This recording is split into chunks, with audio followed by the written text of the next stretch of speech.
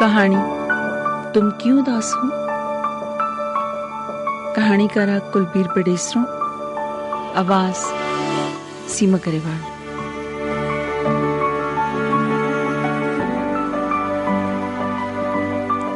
टीका जी मिठाई वाले। टीका जी मिठाई वाले ये ब्रांड सी। इस ब्रांड हेठ खोए दी मिठाई, काजू कतली ते पतीसा बनदा सी उस फैक्ट्री च। वैसे उन्हां दे कई तरह के नमकीन भी बनते सन, पर उस फैक्ट्री की अलग गल सी। ये मिठाई वाली फैक्ट्री कलकत्ता तो बाहर वाले इलाके च सी। वड्डी सारी फैक्ट्री, वड्डा सारा गेट, फिर गेट के अंदर खब्बे हाथ सब तो पहला रसोई घर, काला तो आंख्या होया, जिस च वड्डियां वड्डियां पट्ठियां सन, चुल्हे सन, ते नाल लगदा भंडार घर, जिस च आटा, दालां, चौल ते लूण, हल्दी, ये सारा समान सी।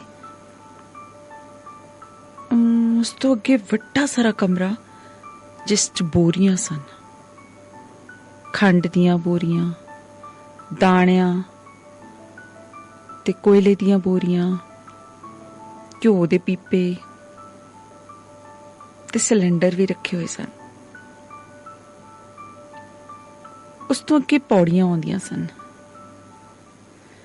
जो उपर मजदूरां दे कमरियां वल जांदियां।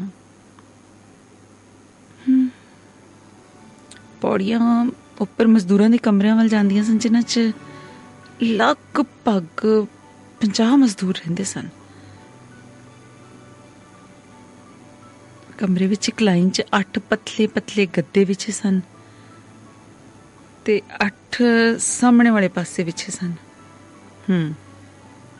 यानी हर कमरे च 16 मजदूर वंडे हुए सन ते कुल 3 कमरे सन। इस किसे एक कमरे च 2 मजदूर वाधू सन। इन्हां पतले पतले गद्दियां उत्ते गंदियां ते घिसियां हुई चादरां विछियां सन ते ओह जी घिसियां कितों कितों फटियां हुई मैलियां चादरां उपर लैण लई। कंधां ते किल्लियां लगियां हुई सन, जिन्हां ते मजदूरां दे कच्छे ते बनैना या कमीज़ां टंगियां हुई सन। पौड़ियां दे नाल नाल कमरे भी बदबूदार सन। पौड़ियां तो अगे एक लंबी लाइन विच टूटियां दे टॉयलेटां बणियां हुई सन ते बाथरूम बने हुए सन। पर ये टॉयलेटां ते बाथरूम ते वॉश बेसन दा लंबा नाला इन्ना गंदा सी, इन्ना बदबूदार सी कि कोई बाहरों आवे तां नक के रुमाल रखे बिना तो खड़ा नहीं हो सकता उत्थे। पर ये मजदूर लोग बड़े आराम नाल नंगे पैरां नाल इत्थे घुम फिर रहे सन ते गिले पैरां नाल ही अगे जिथे मिठाई बनाई जांदी सी उहदे वल चले जांदे सन ते जाके काम लग जांदे सन। इन्हां बाथरूमां दे टॉयलेटां तो बाद एक स्पैशल टॉयलेट सी जिस दे बाहर ताला लग्या होया सी। ए मालिक लई सी। जद मालिक हफ्ते च 3-4 बार फैक्ट्री च गेड़ा मारन आउंदा सी तां अपने ऑफिस दे टेबल दी दराज चों चाबी कढ के ये ताला खोल के ये टॉयलेट वरतदा सी। जाहिर है ये टॉयलेट तो साफ ही होवेगी। इस साफ सुथरी टॉयलेट तो बाद खुला वेड़ा सी ते इधर खब्बे हत्थ वालों मुड़ के एक खुली रसोई सी जिस विच बहुत सारे पेठे पए सन ते पेठे दे गुद्दे नूं पीण वालियां 2 मशीनां भी लगियां हुई सन। पेठे दी मिठाई बहुत घट बनाई जाती सी क्योंकि उसके ऑर्डर बहुत घट मिलते सन। सब तो ज़्यादा डिमांड सी काजू कतली ते पतीसे दी। ये दोवें मिठाइयां तो ऑर्डर ते एयरपोर्टां, मार्केटां ते विदेशां विच भी भेजियां जांदियां सन। ਵਿਆਹ ਸ਼ਾਦੀਆਂ ਤੇ ਪਾਰਟੀਆਂ ਦੇ ਆਰਡਰ ਵੀ ਵੀ ਖੂਬ ਲੈ ਜਾਂਦੇ ਸਨ। ਇਸ ਖੁੱਲੀ ਰਸੋਈ ਤੋਂ ਬਾਅਦ ਆਉਂਦਾ ਸੀ ਖੱਬੇ ਹੱਥ ਇੱਕ ਵੱਡਾ ਗੇਟ, ਤੇ ਗੇਟ ਦੇ ਦਰਵਾਜ਼ੇ ਦੇ ਅੰਦਰ ਬਹੁਤ ਵੱਡਾ ਹਾਲ, ਤੇ ਹਾਲ ਦੇ ਖੱਬੇ ਪਾਸੇ ਲੰਬਾ ਵੱਡਾ ਕਮਰਾ ਜਿਸ ਵਿੱਚ ਏਸੀ ਲੱਗੇ ਹੋਏ ਸਨ, ਕਿਉਂਕਿ ਉੱਥੇ ਮਿਠਾਈਆਂ ਬਣ ਕੇ ਉਹਨਾਂ ਦੇ ਭਰੇ ਹੋਏ ਡੱਬੇ ਰੱਖੇ ਜਾਂਦੇ ਸਨ, ਤੇ ਘਿਓ ਦੇ ਪੀਪੇ ਵੀ ਮੈਨੇਜਰ ਘਿਓ ਦੇ ਪੀਪੇ ਵੀ ਤੇ ਚੁਣੇ ਹੋਏ ਕੱਟੇ ਕਾਜੂ ਵੀ। ਤੇ ਇਸ ਕਮਰੇ ਦੇ ਤਾਲੇ ਦੀ ਚਾਬੀ ਮੈਨੇਜਰ ਕੋਲ ਰਹਿੰਦੀ ਸੀ। ਸਾਰੀ ਫੈਕਟਰੀ ਦਾ ਹਿਸਾਬ ਕਿਤਾਬ ਰੱਖਦਾ ਸੀ, ਪਰ ਰਹਿੰਦਾ ਉਹ ਵੀ ਫੈਕਟਰੀ 'ਚ ਸੀ, ਮਜ਼ਦੂਰਾਂ ਦੇ ਕਮਰਿਆਂ 'ਚ ਨਹੀਂ। ਇਸ ਗੇਟ ਵਾਲੇ ਹਾਲ 'ਚ ਪੱਖਾ ਛੱਡ ਕੇ ਬੈਂਚ ਤੇ ਗੱਦਾ ਵਿਛਾ ਕੇ ਸੌਂਦਾ ਸੀ। ਇੱਕ ਉਸਦਾ ਅਸਿਸਟੈਂਟ ਸੀ, ਉਹ ਵੀ ਰਾਜਸਥਾਨ ਤੋਂ ਹੀ ਸੀ। ਉਹ ਵੀ ਉਸੇ ਹਾਲ 'ਚ ਦੂਜੇ ਬੈਂਚਾਂ ਤੇ ਸੌਂਦਾ ਸੀ। ਦੋ ਅਸਿਸਟੈਂਟ ਮੁੱਖ ਅਸਿਸਟੈਂਟਾਂ ਦੇ ਹੇਠਾਂ ਸਨ, ਜੋ ਬਾਹਰੋਂ ਆਉਣ ਵਾਲੀਆਂ ਔਰਤਾਂ ਜੋ ਕਿ ਕਾਜੂ ਚੁਣਨ ਜਾਂ ਰੋਟੀ ਬਣਾਉਣ ਆਉਂਦੀਆਂ ਸਨ, ਉਹਨਾਂ ਦੇ ਰਜਿਸਟਰ 'ਤੇ ਅੰਗੂਠਾ ਲਗਵਾਉਣ ਤੇ ਮਜ਼ਦੂਰਾਂ ਦੇ ਕੰਮ ਉੱਪਰ ਪਹਿਰਾ ਰੱਖਣ ਦਾ ਕੰਮ ਕਰਦੇ ਸਨ। ਵੱਡੇ ਹਾਲ ਦੇ ਖੱਬੇ ਪਾਸੇ ਖੋਆ ਪੀਸਣ ਤੇ ਸਮਤਲ ਕਰਨ ਵਾਲੀਆਂ ਤੇ ਬੇਸਣ ਜੋ ਕਿ ਪਤੀਸਾ ਬਣਾਉਣ ਦੇ ਲਈ ਪੇਤਲਾ ਤੇ ਇੱਕੋ ਜਿਹਾ ਕੀਤਾ ਜਾਂਦਾ ਸੀ, ਘਿਓ ਪਾਉਣ ਦੀਆਂ ਮਸ਼ੀਨਾਂ ਲੱਗੀਆਂ ਹੋਈਆਂ ਸਨ। ਸੱਜੇ ਪਾਸੇ ਗੇਟ ਦੇ ਨਾਲ ਹੀ ਆਫਿਸ ਦਾ ਕਮਰਾ ਸੀ, ਜਿਸ 'ਚ ਮਾਲਿਕ ਦਾ ਵੱਡਾ ਸਾਰਾ ਟੇਬਲ ਕੁਰਸੀ ਤੇ ਟੇਬਲ ਸਾਹਮਣੇ 4 ਕੁ ਕੁਰਸੀਆਂ, ਇੱਕ ਫਰਿੱਜ ਤੇ ਇੱਕ ਵਾਸ਼ ਬੇਸਨ ਬਣਿਆ ਹੋਇਆ ਸੀ। ਇੱਕ ਪਾਸੇ ਕੁਝ ਗੱਤੇ ਦੀਆਂ ਪੇਟੀਆਂ ਤੇ ਪੇਟੀਆਂ 'ਚ ਮਿਠਾਈ ਦੇ ਡੱਬੇ ਭਰੇ ਹੋਏ ਸਨ। ਇੱਕ ਪਾਸੇ ਕੰਧ ਨਾਲ ਰਾਧਾ ਕ੍ਰਿਸ਼ਨ ਦੀ ਫੋਟੋ ਤੇ ਉਸ ਅੱਗੇ ਲੱਗੀ ਫੱਟੀ ਤੇ ਧੂਪ ਬੱਤੀ ਦਾ ਸਮਾਨ ਸੀ। ਇਸ ਆਫਿਸ 'ਚ ਵੀ ਏਸੀ ਲੱਗਾ ਹੋਇਆ ਸੀ ਤੇ ਪੱਖਾ ਵੀ। ਆਫਿਸ ਤੋਂ ਅੱਗੇ ਹਾਲ 'ਚ ਇੱਕ ਡੱਬਿਆਂ ਦੇ ਉੱਪਰ ਚਮਕਦਾ ਮੈਜੈਂਟਾ ਰੰਗ ਦਾ ਕਾਗਜ਼ ਚਾੜਨ ਵਾਲੀ ਮਸ਼ੀਨ ਲੱਗੀ ਹੋਈ ਸੀ। ਜਦ ਮਿਠਾਈ ਨਾਲ ਭਰੇ ਡੱਬੇ ਇੱਥੇ ਰੱਖ ਕੇ ਉਸ ਦੇ ਉੱਤੇ ਚਮਕਦਾ ਮੈਜੈਂਟਾ ਰੰਗ ਦਾ ਕਾਗਜ਼ ਚਾੜਿਆ ਜਾਂਦਾ ਸੀ ਤੇ ਸੀਲ ਬੰਦ ਕਰ ਦਿੱਤਾ ਜਾਂਦਾ ਸੀ, ਉਸ ਤੋਂ ਅੱਗੇ ਡੱਬੇ ਤੋਲਣ ਵਾਲੀ ਵੱਡੀ ਮਸ਼ੀਨ ਤੇ ਅੱਗ ਦੀਆਂ ਵੱਡੀਆਂ ਵੱਡੀਆਂ ਭੱਠੀਆਂ ਸਨ, ਜਿਨ੍ਹਾਂ ਤੇ ਖੰਡ ਨੂੰ ਪਿਘਲਾਇਆ ਜਾਂਦਾ ਸੀ ਕੜਾਹੀਆਂ 'ਚ, ਤੇ ਫਿਰ ਖੋਏ ਤੇ ਬੇਸਣ 'ਚ ਰਲਾ ਕੇ ਦੂਜੀਆਂ ਮਸ਼ੀਨਾਂ 'ਚ ਪਾ ਕੇ ਸਮਤਲ ਕੀਤਾ ਜਾਂਦਾ ਸੀ। ਫਿਰ ਜਦੋਂ ਖੋਆ ਪੇਤਲਾ ਤੇ ਸਮਤਲ ਹੋ ਜਾਵੇ ਤਾਂ ਮਸ਼ੀਨਾਂ ਰੋਕ ਕੇ ਹੱਥਾਂ ਨਾਲ ਮਜ਼ਦੂਰ ਉਸ ਖੋਏ ਦੇ ਪੇੜੇ ਚੌੜੇ ਚਕੋਰ ਪੱਥਰਾਂ ਤੇ ਰੱਖ ਕੇ ਵੇਲਣੇ ਦੇ ਨਾਲ ਵੇਲ ਕੇ ਚਕੋਰ ਟੁਕੜੇ ਕਰਕੇ ਫਿਰ ਉਹਨਾਂ ਦੀਆਂ ਤਿਕੋਨੀਆਂ ਕਤਲੀਆਂ ਕੱਟ ਕੇ ਉਸ ਉੱਪਰ ਚਾਂਦੀ ਦਾ ਵਰਕ ਲਾ ਕੇ ਡੱਬਿਆਂ 'ਚ ਭਰਦੇ ਸਨ। ਪਰ ਪਤੀਸਾ ਥੋੜਾ ਜਿਹਾ ਅਲੱਗ ਤਰੀਕੇ ਨਾਲ ਬਣਦਾ ਸੀ। ਘਿਓ, ਖੰਡ ਤੇ ਵੇਸਣ ਪਾ ਕੇ ਉਸਨੂੰ ਖੂਬ ਸਾਰਾ ਮੈਸ਼ ਕਰਕੇ ਫਰਸ਼ ਤੇ ਮੋਮਜਾਮੇ ਵਿਛਾ ਕੇ ਚੱਕੀਆਂ ਰਾਹੀਂ ਫਿਰ ਤੋਂ ਪੀ ਕੇ ਉਹਨਾਂ ਨੂੰ ਕੁਰਕਰਾ ਬਣਾਇਆ ਜਾਂਦਾ ਸੀ, ਤੇ ਇਹਨਾਂ ਮੋਮਜਾਮਿਆਂ ਦੇ ਦੁਆਲੇ ਬੈਠ ਕੇ ਮਜ਼ਦੂਰੇ ਪਤੀਸਾ ਡੱਬਿਆਂ 'ਚ ਭਰਦੇ ਸਨ ਤੇ ਫਿਰ ਸੀਲ ਬੰਦ ਕਰਕੇ ਅੱਗੇ ਲਿਜਾ ਕੇ ਢੇਰ ਲਗਾਉਂਦੇ ਸਨ। ਹਾਲ ਦੇ ਇੱਕ ਪਾਸੇ ਗੈਸ ਦਾ ਚੁੱਲ੍ਹਾ ਸੀ ਤੇ ਚਾਹ ਬਣਾਉਣ ਦਾ ਸਮਾਨ ਸੀ। ਇਸ ਗੈਸ ਦੇ ਚੁੱਲ੍ਹੇ ਤੇ ਮੈਨੇਜਰ ਤੇ ਉਸਦੇ ਅਸਿਸਟੈਂਟਾਂ ਤੇ ਜਾਂ ਜਦੋਂ ਮਾਲਿਕ ਆਏ ਤੇ ਮਾਲਿਕ ਦੇ ਨਾਲ ਗੈਸਟ ਆਉਣ ਤਾਂ ਉਹਨਾਂ ਦੇ ਲਈ ਚਾਹ ਬਣਾਈ ਜਾਂਦੀ ਸੀ। ਆਫਿਸ ਦੇ ਹਾਲ ਬਾਹਰ ਜਿਹੜਾ ਹਾਲ ਸੀ ਨਾ, ਉਸ 'ਚ ਇੱਕ ਟੈਲੀਫੋਨ ਵੀ ਲੱਗਾ ਸੀ। ਜਿਸ ਬੈਂਚ ਤੇ ਬੈਠ ਮੈਨੇਜਰ ਰਾਤ ਨੂੰ ਸੌਂਦਾ ਸੀ, ਦਿਨ ਨੂੰ ਉਸੇ ਬੈਂਚ ਤੇ ਬੈਠ ਕੇ ਟੈਲੀਫੋਨ ਅਟੈਂਡ ਕਰਦਾ ਸੀ, ਹਿਸਾਬ ਦੀਆਂ ਕਾਪੀਆਂ ਲਿਖਦਾ ਸੀ, ਚੈੱਕ ਕਰਦਾ ਸੀ ਤੇ ਉੱਥੇ ਆਪਣੀ ਰੋਟੀ ਤੇ ਚਾਹ ਮੰਗਵਾਉਂਦਾ ਸੀ। ਆਫਿਸ ਦੇ ਬਾਹਰ ਹੀ ਕੰਧ ਤੇ ਇੱਕ LED ਕਲਰ TV ਵੀ ਲੱਗਿਆ ਹੋਇਆ ਸੀ, ਜੋ ਸਿਰਫ ਰਾਤ ਨੂੰ 1 ਘੰਟਾ ਮੈਨੇਜਰ ਮਜ਼ਦੂਰਾਂ ਨੂੰ ਰਾਤ ਦੀ ਰੋਟੀ ਤੋਂ ਬਾਅਦ ਚਲਾ ਕੇ ਵਿਖਾਉਂਦਾ ਸੀ। ਮੈਨੇਜਰ ਉਜ਼ਾਰੇ ਜੋਗਾ ਪੜਿਆ ਹੋਇਆ ਸੀ ਤੇ ਸ਼ਕਲ 'ਚ ਉੱਚਾ ਲੰਬਾ ਤੇ ਮੋਟੇ ਢਿੱਡ ਵਾਲਾ ਸੀ। ਉਸਦੇ ਮੋਟੇ ਮੋਟੇ ਕਾਲੇ ਮੈਲੇ ਪੈਰ ਉਸਦੀਆਂ ਚੱਪਲਾਂ ਤੋਂ ਬਾਹਰ ਨੂੰ ਡਿੱਗਦੇ ਜਾਪਦੇ ਸਨ ਤੇ ਅੱਡੀਆਂ ਪੂਰੀ ਤਰ੍ਹਾਂ ਫਟੀਆਂ ਹੋਈਆਂ ਸਨ। ਸਿਰ ਦੇ ਵਾਲ ਖਿਚੜੀ ਸਨ ਤੇ ਤੇਲ ਨਾਲ ਚੋਪੜੇ ਹੋਏ। ਚਿਹਰੇ ਤੇ ਖਰਵੀਂ ਦਾੜੀ ਤੇ ਹੱਥ ਵੀ ਕਾਲੇ ਤੇ ਮੋਟੇ ਸਨ।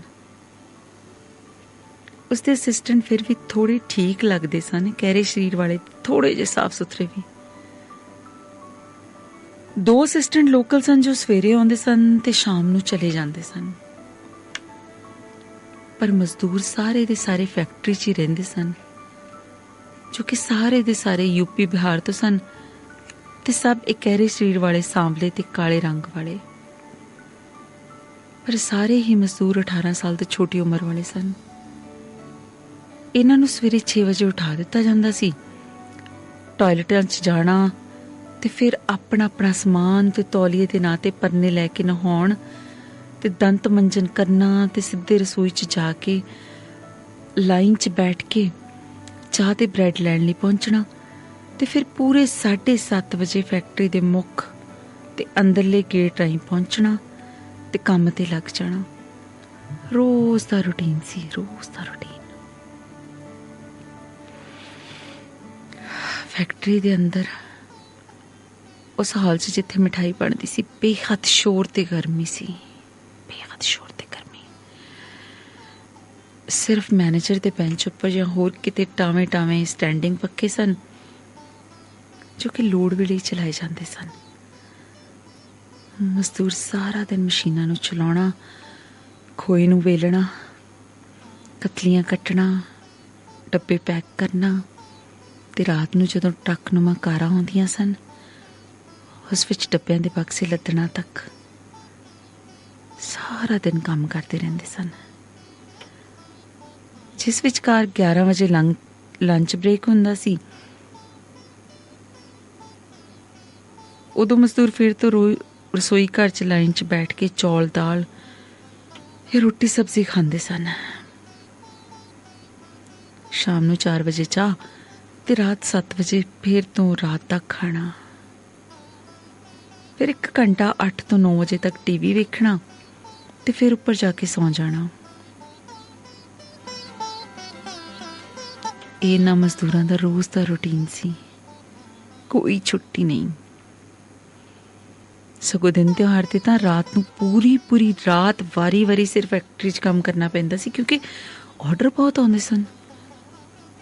ਹਾਂ, ਸਾਲ 'ਚ 1 ਵਾਰੀ ਉਹਨਾਂ ਨੂੰ ਆਪਣੇ ਸੂਬੇ ਜਾਣ ਲਈ ਛੁੱਟੀ ਜ਼ਰੂਰ ਮਿਲਦੀ ਸੀ ਤੇ ਪੂਰੇ ਸਾਲ ਦੀ ਇਕੱਠੀ ਤਨਖਾਹ, ਜੋ ਕਿ ਬਹੁਤ ਘੱਟ ਸੀ। ਉਹ ਨਵੇਂ ਮਜ਼ਦੂਰਾਂ ਲਈ ਘੱਟ, ਪਰ ਜੋ ਕਈ ਸਾਲਾਂ ਤੋਂ ਉੱਥੇ ਕੰਮ ਕਰਦੇ ਸਨ, ਉਹਨਾਂ ਨੂੰ ਇੰਕਰੀਮੈਂਟ ਲੱਗੇ ਥੋੜੀ ਜ਼ਿਆਦਾ। ਉਹ ਛੁੱਟੀ ਹੁੰਦੀ ਸੀ 1 ਮਹੀਨੇ ਦੀ, ਉਸੇ 'ਚ 1 ਮਹੀਨੇ ਦੀ ਆਸ 'ਚ, ਉਸੇ 1 ਮਹੀਨੇ ਦੀ ਆਸ 'ਚ ਮਜ਼ਦੂਰ ਪੂਰਾ ਸਾਲ ਗੁਜ਼ਾਰ ਦਿੰਦੇ ਸਨ। ਮਜ਼ਦੂਰਾਂ ਦੇ ਕੱਪੜੇ ਮੈਲੇ, ਹੱਥ ਪੈਰ ਮੈਲੇ, ਬਾਹਰ ਵਿਹੜੇ 'ਚ ਨੰਗੀਆਂ ਨਾਲੀਆਂ ਬਦਬੂ ਛੱਡਦੀਆਂ ਸਨ।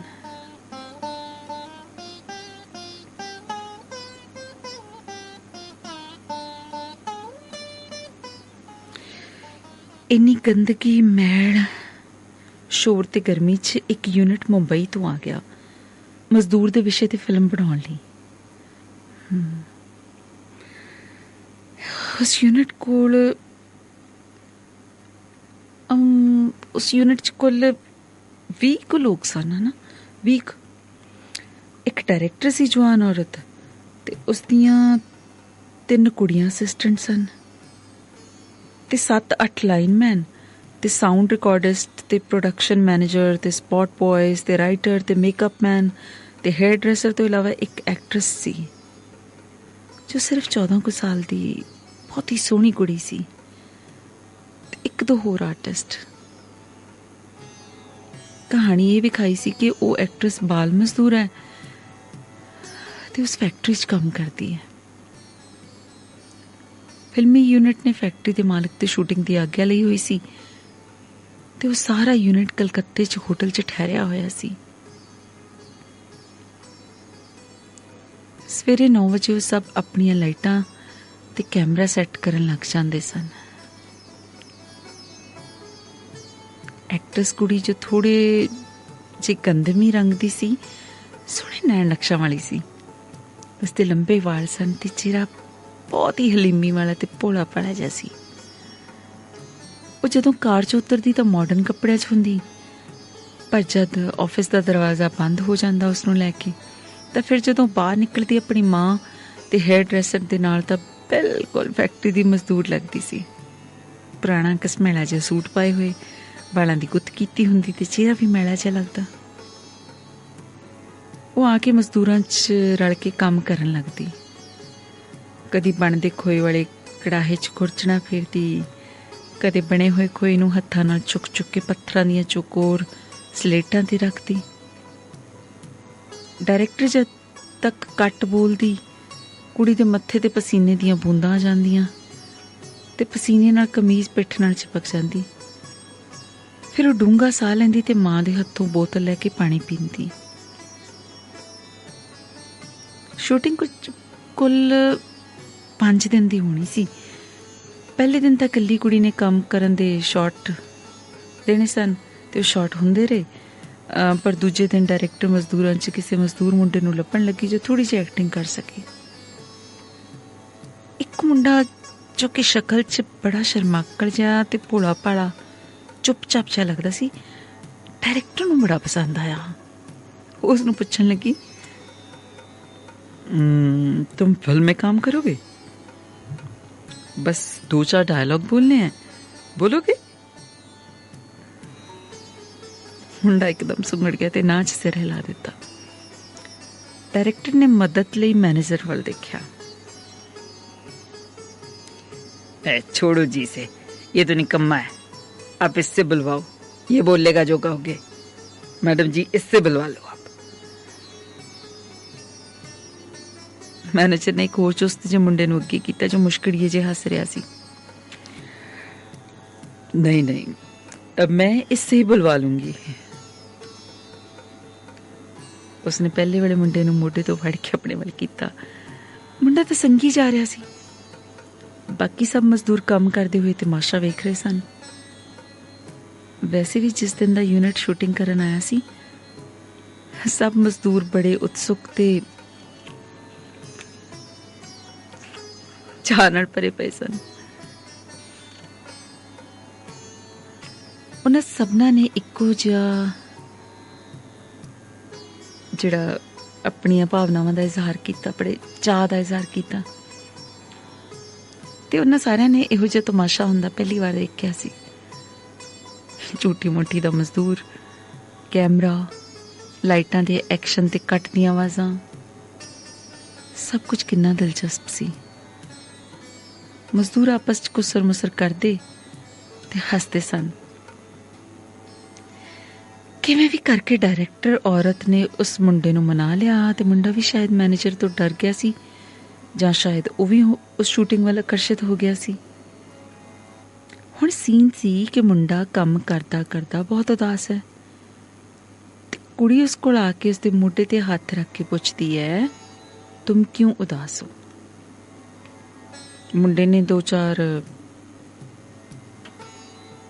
कुवार पुछे जाण ते उत्तर नहीं देना है, सगों सिर नीवा कर लेना है, पर तीजी बार पुछण ते कहना है कि माँ की याद आ रही है। कुड़ी फिर आखेगी कि इस बार होली के मौके पर तुम अपने गांव चले जाना। फिर मुंडा आखेगा कि पैसे मिल जाएंगे तो ही जा पाऊंगा। चलो जी, सीन शुरू होया, पर जद भी कुड़ी आके उसके मोटे ते हथ रख के पुछती सी, तुम क्यों उदास हो, तो उसका मन सचमुच भर आंदा ते उसनूं लगदा कि वो सचमुच उदास है। ते उस कुड़ी नूं किवें पता लग गया कि वो उदास है। फिर कुड़ी दा हथ उसनूं अपने मोटे ते महसूस होया तो उसका जी कीता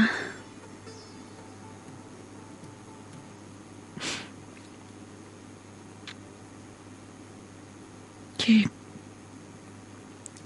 कुड़ी दा हथ अपने मोटे तो पोले च चुक के अपने दोहां हत्थां च फड़ लवे ते कुड़ी दे मोटे ते सिर रख के रोपे। पता नहीं किन्ने रीटेक होए मुंडे तो बोल ही नहीं सी हुंदा।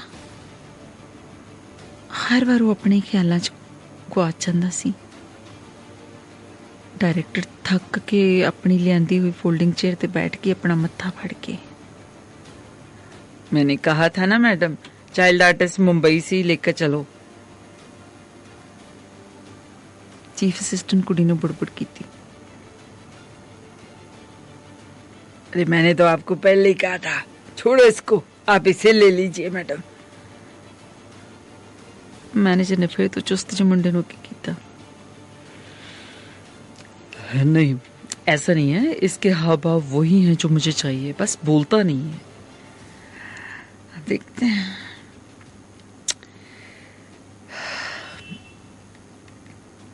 डायरेक्टर ने क्या ते फिर फैसला होया कि उससे डायलॉग ही काट दो।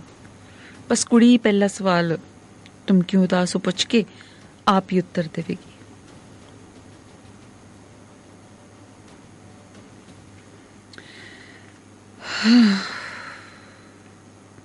अच्छा, माँ की याद आ रही है। फिर कहेगी तो ठीक है ना, इस होली पर गांव चले जाना। फिर खुद ही कहेगी पैसे की चिंता है ना, कोई बात नहीं, सेठ जितने भी देगा उतने ही लेकर चले जाना, बाकी अगले साल इकट्ठे ले लेना, ठीक है। फिर हंस के उन्हें कहना है, अच्छा तुमने पूछा नहीं तुम्हारे गांव से मुझे क्या चाहिए? पता है मुझे क्या चाहिए? तुम्हारी माँ का आशीर्वाद ले आना, क्योंकि मेरे पास माँ नहीं है ना। एक कह के कुड़ी अगे चली जाएगी। डायरेक्टर ने सारा सीन इंग्लिश विच कुड़ी नूं समझा दिता। कुड़ी तो बड़ी समझदार लगदी सी, झट समझ गई ते एक्शन दे नाल ही मुंडे दे मोढे ते हथ रख के बोलण लग पई ते पूरे डायलॉग उसने इंज बोले जिवें सचमुच मुंडे दी हमदर्द होवे, उसदा दुख सुख फुल्लण वाली प्यारी जी दोस्त। मुंडे नूं तो उदों होश आया जद कुड़ी अगे वध गई ते कट दी आवाज़ आई। डायरेक्टर ने कुड़ी नूं जप्फी पा के उसदा मत्था चुम लिया सी ते सब कुड़ी नूं घेर के परां लै गए। उत्थे ही खड़ा रह गया हक्का पक्का। उसदा जी कीता वो कहे, चलो ना मैडम, फिर से वही सीन करते हैं।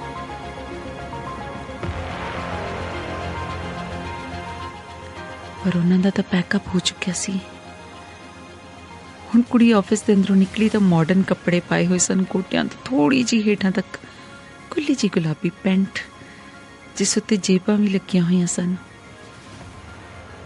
ऊपर एक टी शर्ट सफेद रंग दी ते खुले लंबे वाल, बहुत सारे वाल, हाथ च मोबाइल ते वो हसदी हसदी अपनी मां नाल कार वल वधण लगी।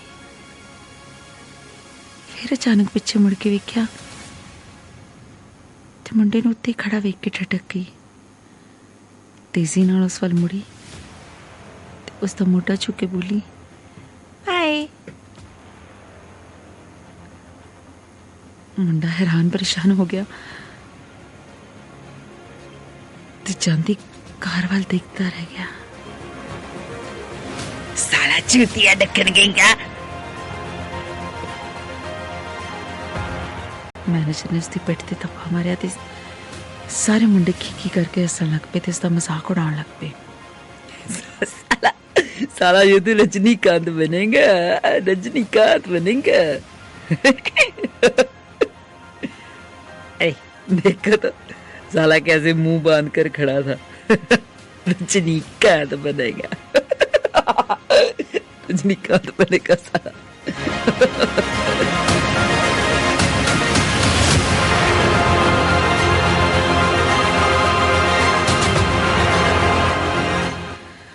रात तक उसका मजाक उड़ता रहा, पर मुंडे ते कोई असर ही नहीं सी। वो तो होर ही दुनिया च विच रहा सी, आसमान ते उड़ रहा सी। उसकी उदासी छूमंतर हो गई सी। एक अजीब हुलास जदा निक्का जिहा दिल हिलोरे खा रहा सी।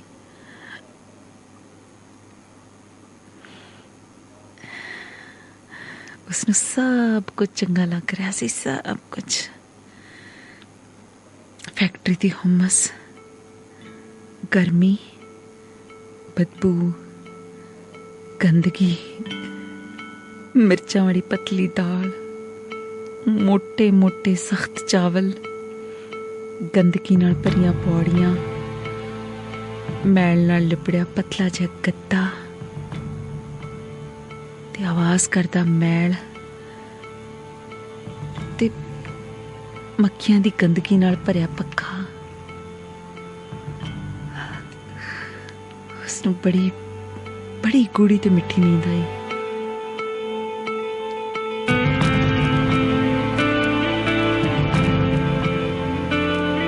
सारी रात उस परी वर्गी प्यारी जी कुड़ी, चंगी कुड़ी दा हत्थ ओहदे मोढियां ते रखिया रहा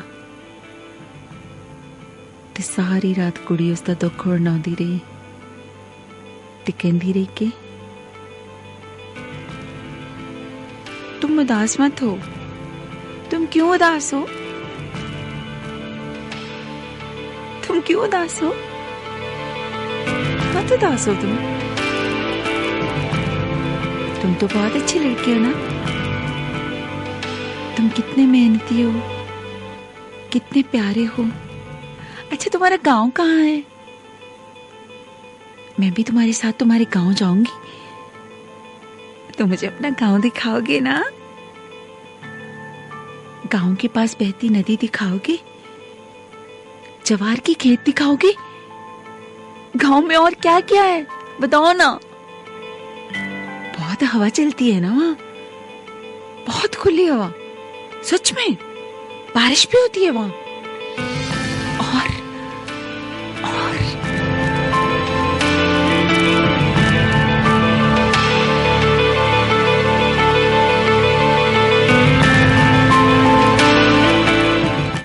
सवेर नूं मुंडा पड़वाए उठ्या।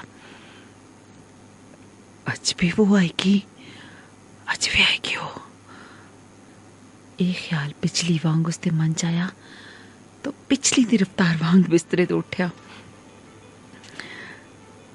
मड़ के उसने दंत मंजन किया, खूब मड़ के नहाता, धोती कमीज ते निक्कर पाई, वाल सवार के वार वार वाए ते चाह ते ब्रेड खा पी के सब तो पहला फैक्ट्री ते मिठाई बनाने वाले हाल च पहुंच गया ते जोश नाल काम करन लग पिया। उसका सारा ध्यान ते अखां बाहर वाले पासे सन, बाहर दे कच्चे विड़े वाल जिथे फिल्म वालियां दी कारां आके रुकदियां सन। मसा किते 9 बजे, मसा किते 9 बजे, मसा किते 9 बजे फिल्म वाले आ गए।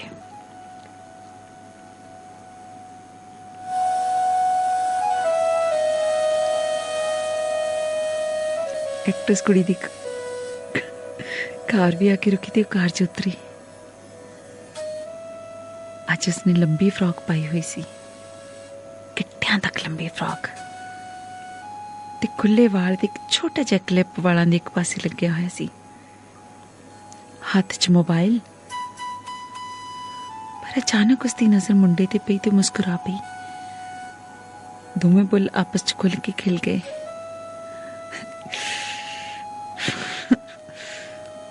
मुंडा सक पका गया, पर शायद वो भी मुस्कुराया सी, शायद पता नहीं कुछ तरह के रह गया सी, माड़ा जा जरक के भी पता नहीं।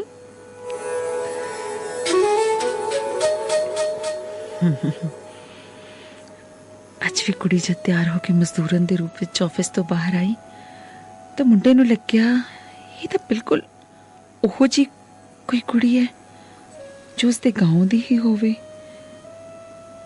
मुंडे दी दुनिया दी ही कोई कुड़ी, उसदी हमदर्द। अज डायरेक्टर साहबा ने कुड़ी ते मुंडे नूं आमो सामने खड़े कर दिता। कैमरा मुंडे दी पिठ वल सी। कैमरा ऑन होया, एक्शन दी आवाज आई। कुड़ी ने बिल्कुल मुंडे दी अखां चक्खां पाके बोलना शुरू कर दिता। ਇੰਨੀ ਹਮਦਰਦੀ, ਇੰਨੀ ਨੇੜਤਾ, ਇੰਨੀ ਆਪਣਤ, ਬਸ ਜਿਵੇਂ ਉਹ ਮੁੰਡੇ ਦਾ ਹੀ ਦੁੱਖ ਸੁਣਨ ਆਈ ਹੋਵੇ।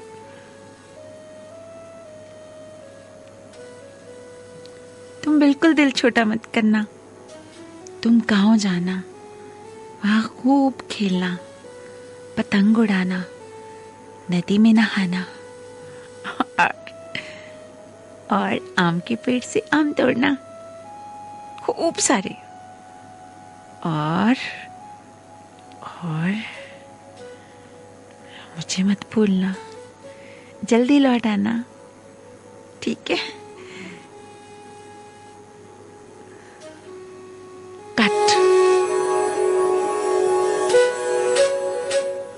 कट।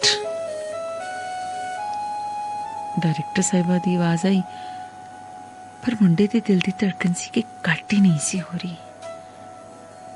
डोर पर मुंडा उत्थे ही खड़ा सी। कित्थे सी वो? धरती ते के आसमान च, जां हवा च उड़ रहा सी? मुंडे नूं कुछ दिखाई नहीं सी दे रहा, बस वो कुड़ी दिखाई दे रही सी जो उसकी अखां च अखां पाके बोल रही सी, मिठी आवाज च मिठिया मिठिया गल्लां कर रही सी। उसके प्यारे प्यारे बुल हिल रहे सन ते बुल्लां चों निक्के निक्के चिट्टे दंद चमक रहे सन। एक अलग ही तरह की महक बुल्लां चों आ रही सी।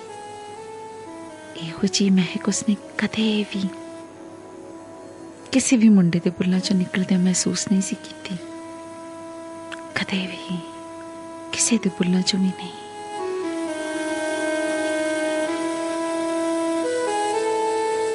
अरे ये लो, मैं तुम्हारे लिए चॉकलेट लेकर आई थी। कुड़ी ऑफिस से जाके वापस उस कोल आई ते उसके हाथ च चॉकलेट सी। मुंडा थोड़ा जिहा झिझक गया, पर कुड़ी ने उसकी जेब च चॉकलेट पा दी ते हसते हुए परां कोई होर शॉट देन चली गई। मुंडे ने आले दुआले वेख्या, शुक्र है किसी होर मजदूर ने जब मैनेजर ने नज़ारा नहीं सी देखिया, नहीं तो सब उसनों कोई ना कोई टिचर करते ते हो सकता है कि उसका चॉकलेट भी मुंडे खो के खा जाते। जब तक लंच ब्रेक नहीं होया, मुंडा चॉकलेट नूं जेब च कुटदा रहा। ज्यों ही दोपहर के खाने की छुट्टी हुई, वो दौड़ के ऊपर अपने कमरे च चला गया। उसने समझ नहीं सी आउंदी कि वो चॉकलेट नूं कित्थे लुकावे, जिथे किसी होर मुंडे दी उसते नजर ना पवे। आखिर बहुत सोचने तो बाद उसने चॉकलेट गद्दे दे थल्ले यानी अपने सिर वाल दे पासे लुको दिती ते इसे चाह च बिना दोपहर का खाना खाते फैक्ट्री जाके काम करन लग पिया।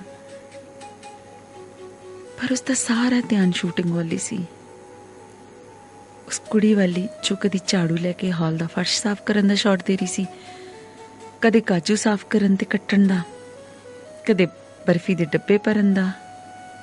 ये सब कुछ करदे हो कुड़ी मुंडे नूं बहुत अपनी लगदी।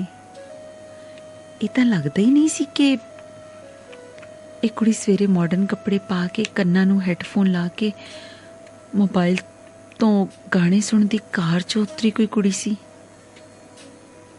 वो कुड़ी तां ऑफिस दे अंदर गई सी, शायद उत्थे बैठी है।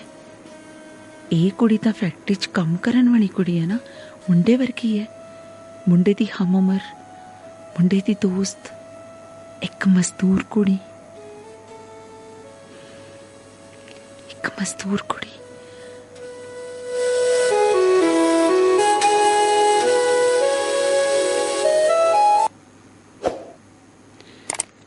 दूजा दिन भी बीत गया, फिर तो रात आ गई। फिर तो सारी रात कुड़ी मुंडे दा दुख दर्द दुख सुख बोलती रही, उसके वाल सहला के उसनों हौसला दिंदी रही। तुम होली पर गांव चले जाना और गांव में खूब खेलना। तुम होली पर गांव चले जाना और खूब खेलना। तुम होली पर अपने गांव चले जाना, खूब खेलना, आम तोड़ना और मुझे भूल तो नहीं जाओगे? तुम होली पर अपने गांव चले जाना, खूब खेलना, खूब खेलना। तुम गांव चले जाना, खूब खेलना, गांव में खूब खेलना।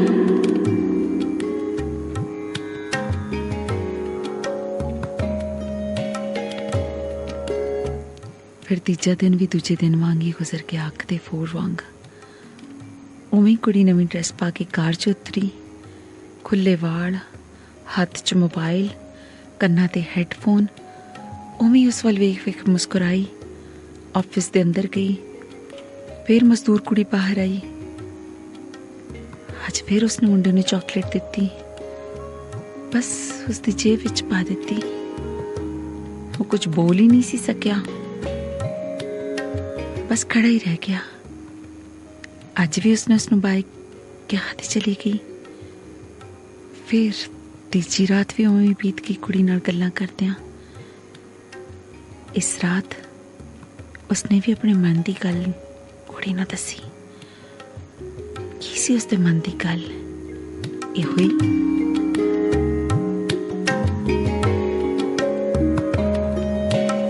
मैं गांव जाकर वापस नहीं आना चाहता हूँ। ठीक है, फिर मैं भी तुम्हारे साथ चलूंगी। ठीक है फिर मैं भी तुम्हारे साथ चलूंगी।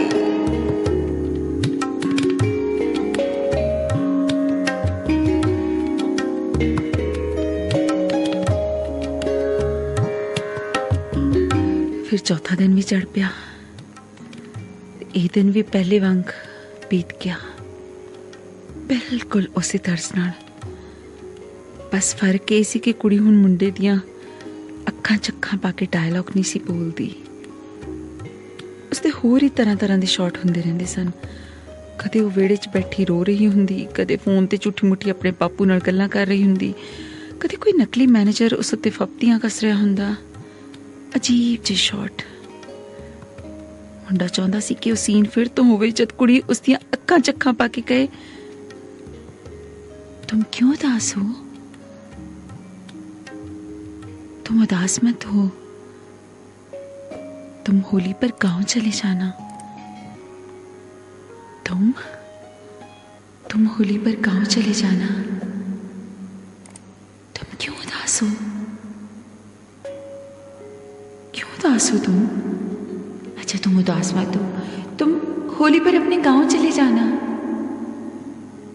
तुम क्यों उदास हो? बताओ ना, तुम क्यों उदास हो? क्यों उदास हो?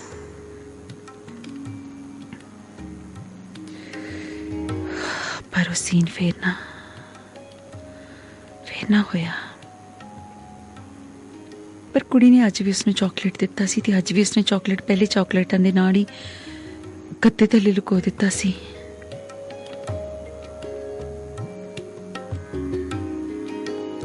कल आखिरी दिन होवेगा, उसनू पता सी। मैं कुड़ी नू की दवां? अचानक बिजली वांग एक ख्याल मुंडे ते मन च आया, मेरे कोल तो पैसे भी नहीं,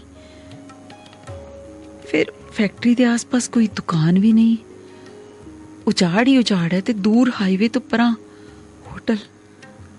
की करां, की करां, की करां?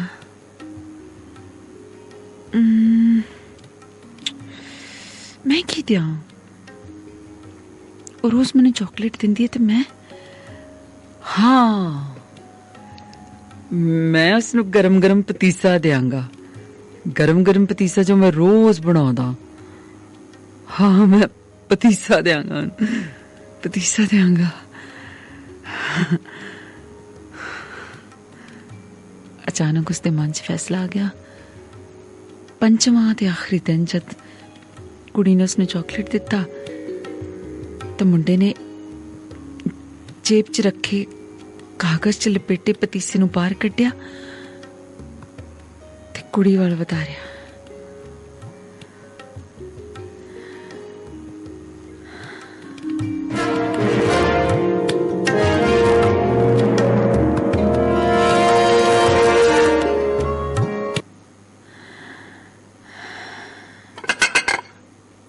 साले जूतिए, तू क्यों शायरी दिखाता है?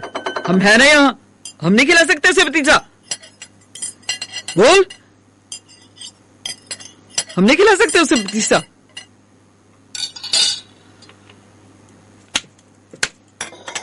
ते ताड़ करता थप्पड़ मुंडे दे मुंह ते वजा। कागज विचला पतीसा खिलर के फर्श ते टुकड़े टुकड़े हो गए। साला बिहारी की बहन, तेरी साला, हम नहीं खिला सकते इसके भतीसा। तुम ही रह गए हो।